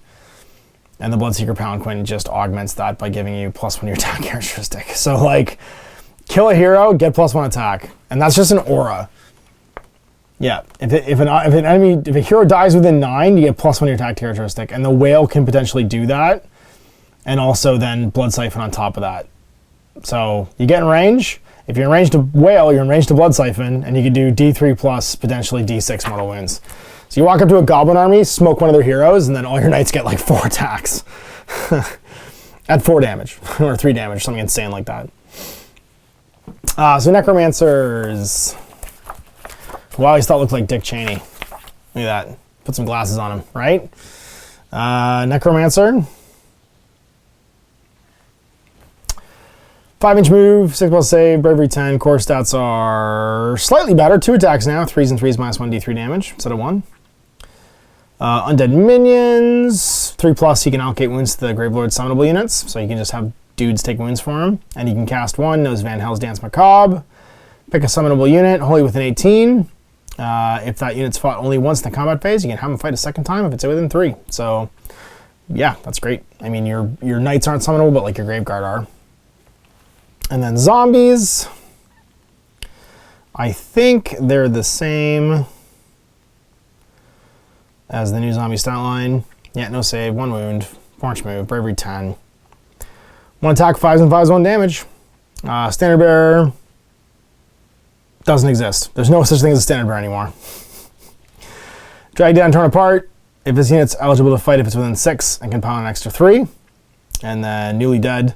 If the unmodified hit roll for an attack made by a unit says 6, it does a mortal wound on the target in addition to normal damage. In addition, at the end of the combat phase, you can roll a dice for each enemy unit that was slain. Each model was slain on 2+ out of unit. So, like, they're like spirit hosts now, which is crazy.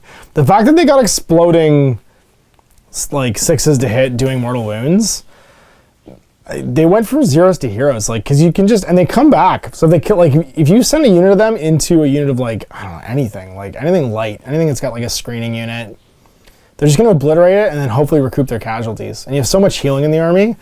I don't know, I love zombies. I think they're great. And I love zombies before this. What do you got, Corpse Cart?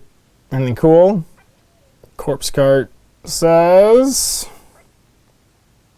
not Brutog. Unholy Lodestone's the first one. Core stats are the same. Corpse Goat is the same. Lash is the same. Rusty Blades are the same. They get +1 to cast for friendly wizards within 12, and +1 to save for the zombies. So the zombies get a 6-up save next to it. That's cool. That's new. Yep, that's new. So the +1 save is kind of handy. Give them a 6+ save. It's not a huge ability, but it's still cool. And the Balefire Brazier, same core stats again. Same Corpse Goat, same Lash, same Rusty Blades. -1 to cast, and -1 from wound rolls against by enemies within 9. I feel like Malefic Fumes is just better. Giving a 6+ save to zombies, they're just going to come back to life. If you give them Malefic Fumes instead, then yeah, like if you're adding something, Rend will just take it away, and a 6 isn't that important, but -1 to wound is a huge deal. If you're going to take a Corpse Guard, if you have to for your battalion, I think the Brazier is the way to go. Zombie Dragon's a Zombie Dragon, Terrorgeist to Terrorgeist. Any sneaky updates? I didn't see any when I looked at the core things. No, they look kind of the same. 4s and 3s, -2d6, Sword-like Claws are the same, move is the same, Pestilential Breath looks the same. And you attack with this special. Roll a dice before making the hit roll for the attack. If it's equal or less than the number of models, they score a hit without making the roll. Yeah, it looks the same. So I'm imagining the Terrorgeist is much the same. Terrorgeist. You are same core stats. Death Shriek. That's the only thing I think it would likely change. Roll a dice and add the Death Shriek value. If it's higher than the Bravery characteristic, take number of mortal wounds equal to the distance. So your Death Shriek gets worse. Yeah, it's the same. Gape Maw is the same. Infested is the same. So those guys are the same. No sneaky changes for Flesh Eater Cords. White King. And White King on horse. White King. Oh my god. And there was no White King on horse before this, so this guy's new. His core stats are the same. 3s and 3s, -1, 4 attacks. Oh, sorry, it's the same profile before. There was one on a horse, but he was the same profile. Beheading Strike. It's a mortal wound now instead of more damage, because the D3 damage is in his Tomb Blade now. And then Lord of Bones. Pick a Death Rattle unit wholly within 12. Real hit rolls of 1 for attacks made with melee weapons by that unit. I don't really understand why you would do that instead of just doing all-out attack, which you'd also be in range to do. I mean, I guess it means that if he's not the general, he has a 12-inch range all-out attack for Death Rattle units. That's really it. And then on a horse, he gets 2 extra wounds. He gets Lord of Bones. He gets Deathly Charge. So it's a 2+ impact hit, does D3 mortal wounds. And he loses his Beheading Strike. Other than that, he's basically the same with a horse. Black Knights, did you change it all? I'm slightly interested in you. You're not Vampire Knights, so you're not necessarily as cool, but you're still Knights. You get the same core stats. You've got Barrow Lance, which is identical. You've got Hooves and Teeth, which is identical. Hell Knight's an extra attack. Standard Bearer is reroll rolls of 1 for Deathless Minions. That's pretty cool. So it used to be -1 Bravery. Now you can reroll your 6+ Wound Shrug. And then Musician, charge rolls of less than 6 or 6. Sweet. Same. And then Deathly Charge, 2+ impact hits for mortal wounds. It makes a charge move. That's not necessarily as good as the old one. Doing mortal wounds. So now they've lost their lance attack. They don't have Deathly Charge anymore. Well, I don't think we're going to be using our Black Knights anymore. That's not great. They used to have +1 to wound and damage on the charge, which means actually, sorry, their core sets have flipped. They hit on 4s, wound on 3s now, so they've got a worse to hit, a better to wound, but they don't ever get 2 damage on the charge. Ugh, yikes. Yeah, Black Knights got worse. That's not great. I don't think impact hits are... Yeah, just doing D3 impact hits on a 2+ isn't as good as the potential for doubling your damage. And then Graveguard. Oh, poor Black Knights. The Vampire Knights are better than you in every way now. Graveguard, did you get worse? I hope not. Same core stats. White Blade looks better. 3+ to wound now. -1 damage. Great White Blade is worse to wound, weirdly, but 2 damage. Why would you ever make it? It always bothers me because thematically, like statistically, it doesn't matter, but it's always that the big weapons, they hit on 4s, wound on 3s. In this case, it hits on 3s, wounds on 4s. It doesn't make any sense, but it's 2 damage. I don't know. Maybe there's ways to get pluses to wound in here. Champions +1 attack. Standard Bearer is reroll 1s to your shrug. Charges of less than 6 or 6. Cursed weapons. Wound rolls are a 6. It's a mortal wound in addition to normal damage. Still pretty cool. And then Crypt Shields. If you got shields, you're +1 save for a 4+ save. What else we got? Skelegans. They're maybe the same. Death Rattle Skeletons. Skeletons. Death Rattle Skeletons. Where are you? Graveguard Skeleton Warriors. 4-inch move. Save 1 up by 1 to 5+. Cool. Ancient Blades and Spears. 3s and 4s now instead of 4s and 4s. Champions Macer Halberds. 3s and 3s. 2 attacks. Champions got the better weapon, basically. Standard Bearer lets you reroll 1s for your shrug. And then when you pick them to fight, roll a dice for everyone who was slain in the last phase. So if you want to go last with them, and then 4+ come back, because it'll proc their Skeleton Legion trigger. So basically, Death Rattle Skeletons are designed to always go like last in the phase after all your other stuff, absorb a bunch of damage, and then half of them stand back up, which is pretty cool. So I do like that, and that's a big difference to their core stat line right now. Sepulchral Guard, I think, are basically the same. They're just an enhanced skeleton unit with a bunch of different weapons. They can reroll charges. The Warden's got 2 wounds, and 6s explode. 6s to hit explode for everybody. So most of them are forced. They're all 4s to hit. Some of them are 3s to wound. The Scythe's 2 damage. The Great Blade's -1 rend. And they have exploding 6s to hit. They're just a non-battle line skeleton unit, basically. But they don't come back to life. Give them Skeleton Legion. Why don't they have Skeleton Legion? Give them... Oh, sorry. They have... I missed it. It's under the Warden's thing. If this model's in the battlefield, you can return D3 slain models. So they don't need Skeleton Legion because folks just come back in your hero phase. The sexy new direwolves are basically the same core stats, basically the same Rotting Fang stats, Slavering charges, the same, but +1 hit and wound if they charged, and then +1 attack for your direwolf. So kind of cool, and they're summonable, obviously, and Deadwalkers, which means they get all the zombie bonuses. And then last but not least, we got Fellbats. What do you say, Fellbats? Same core stats, Same basic stats, they can fly, and they can still retreat and charge later on, which is replaced Scent of Gore. And they're Soulblight, summonable, and Fellbats. I think that's it. Yeah, just pitch battle profiles. Skeletons are 85, 10 to 30. Direwolves are 135, 10 to 30, so minimum 10. Mortis Engine's 200, Terrorgeist 305, Zombie Dragon's 295. And then you take the whole party posse of Gorslav, Radiker, Torgilius, Watch Captain Hologram, Kursagi Nightguard, Vargsgear, and the Verkus Bloodborne for 775, and they're unique. It's got 4 leaders in it, so it uses your whole leader complement in a basic game. Prince Duval and the Crimson Court are 200. As a set, Belladonna's 200, Kritza's 95, Anika's 110, Laukavai's 285, the Necromancer's 125. I don't know about that. Radiker the Beast 315, but remember he comes with 135 points worth of free Direwolves. A Vampire Lord's 140, so the two, Kritza and Belladonna are both, Kritza and Anika are both pretty cheap compared to the basic Vampire Lords. The Vengorian Lord's 280 compared to the 285 for Laukavai, so I think dropping 5 points, but being able to customize is just better. White King's 115, on a Steed he's 130.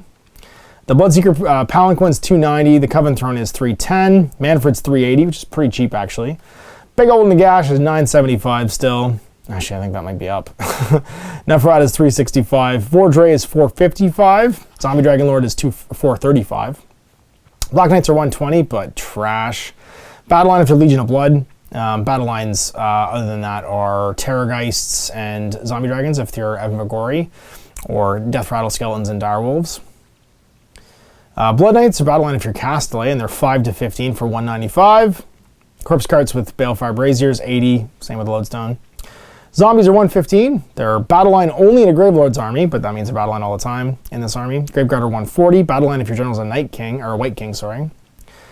Sparkle Guard is only 80 points, and then Vargeists are 155 for 3 to 9. Death March is 120 for the big one, the big battalion. The Death Stench Drove is 100, Fellowing Flock is 80, the Legion of Shish is 60, and the Red Banqueters, probably the one you'll take, is 100. And you can ally with Flesh Eater Courts or Night Haunts, so some interesting ally options there with the Flesh Eater Courts at least. Bring in a few other odds and ends, although they'll lose their keywords, they won't be able to use everything. So there we go. Look at Soulblight Gravelords. I'm excited about the army. It's a trim, lean book. I feel like it's going to do very well selling the Blood Knights.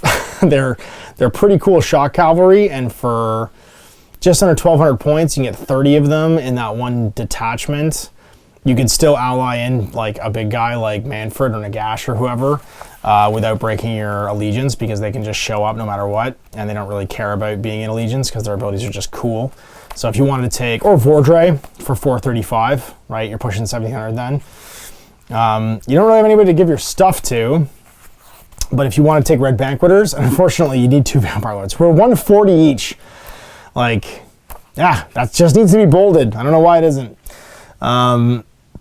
Yeah, your Palanquin, you take the Palanquin, definitely, because it's a good buff for them. So Bloodseeker Palanquin, 290. So you're what? You're at 1140 plus, sorry, you're 1170 plus 290, so 1460. And then you can take Vordra if you want to, or just a Vampire Lord. Probably just a Vampire Lord, and you're close to 2,000.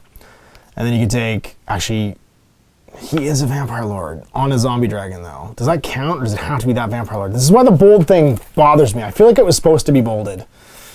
Because there's only one thing that is a Vampire Lord, and it's the foot guy. Whereas there's like a million things that have that as a keyword. I feel like it's supposed to be a keyword. That's going to need an FAQ. I hope that gets an FAQ. Because you can't even have him lead it. It has to be the foot guys, and the foot guys don't make any sense. Because they can fly. They move 6 inches though. Yeah, 2 Vampire Lords, whereas if you take, there's so many other things with keyword Vampire Lord, right? Like the Zombie Dragon, he's a Vampire Lord on a Zombie Dragon. Does he count? I think he counts. I don't know, but there's a Vampire Lord keyword. So just make it the keyword, or it has to be those guys. But I guess you could fit it all into one drop, is what I'm saying, because you take the last thing you take is just the if you take the Lord and the Zombie Dragon, if he counts, and then just a regular Vampire Lord, you can fit it in 2,000. And you have a tight 2,000 of just giant 30 Knights, giant Vampire Lord on Dragon, Vampire Lord on Foot, and the Bloodseeker Palanquin. And you've got 3 Wizards, you've got lots of cast of spells, You could do all the setup shenanigans with the ambush if you want. You've got people to give your items to, and they all just heal D3 wounds per turn. So the whole army just heals D3 wounds in the hero phase, no matter what, no matter who they are. And they'll all get better as you fight and stuff too. So it's a neat, I mean, that would be the one I would build first. That's kind of the obvious hitting piece. I'm sure people will come up with more interesting things. Because like the Death Rattle Skeletons and the Graveguard and the Direwolves and stuff are actually really good. Like they're super durable. The zombies are super durable. With their ability to come back by killing and then exploding mortal wounds and stuff too. So it's a neat book. It has a few different builds. The obvious one that I'm just talking about right now is because I've got a unit of like Blood Knights I'm excited about. And Blood Knights aren't, I remember when Blood Knights were in metal and they were 110 bucks Canadian for 5 in metal. I think they were the most expensive like dollar to point unit in Warhammer Fantasy Battle for a while. But they did it in the battlefield too. They're like a 500 point cavalry unit, which is crazy. So it's cool to see them. And I think this is a neat, it's thematically neat. It takes like the handful of Soulblight units and expands upon them and make them interesting. I like the big new monster vampires. I'm excited to try out the Virkos because that's what I'm gonna build first. I'm obviously not gonna just dive in. I have this stuff to make probably that army. I just need 25 more vampire. I need a Bloodseeker Palanquin and 25 more Blood Knights. And I could make the Blood In army too, but we'll see if that happens. I'll start with the Virkos stuff I have painted already to try out the army and see how it works. But just things like the built-in reroll 1s to your Wound Shrug is really cool. There's a bunch of stuff that's like, it just feels thoughtful and interesting. And just kind of like, they did a whole bunch of like, augmenting the kind of the smattering of vampire units to make them into a legit army. So, do I think they're the best? I haven't taken them to table yet, so I have no idea. But there's some neat combos and builds, and some obvious, like, I think there's an army in here for all of the Magic card fans. There's a Timmy, a Johnny, and a Spike that you could play. Obviously, the one I just talked about is the probably the Timmy or the Spike. Probably the Timmy. It's an obvious, cool, big power, big charge, do a bunch of damage. But I think there's a Spike and a Johnny army in there as well that you could look at. So anyway, big thanks for watching. We'll see you for more GMG reviews in the future. And thanks to GW for releasing me this book to check out and have you guys see. Until next time, I'm Ash. Double gaming. I hope you enjoyed that video. If you want to support the channel, of course, like and subscribe and hit the little bell below so you get notifications when I post future content. I do post stuff 7 days a week. If you want to support the channel further, you can, of course, buy a t-shirt through Spreadshirts, buy a measuring gauge or objective markers from Desperate Designs, or, of course, most importantly, there is Patreon. Patreon is what makes all this possible, keeps the lights on, pays for the studio costs, pays for the equipment, model costs, and everything else, and most importantly, puts food in my kids' bellies and a roof over their heads. Big thanks to everyone, past, future, who supported me. I do this stuff because of you guys, and of course, I will continue doing it as long as I can.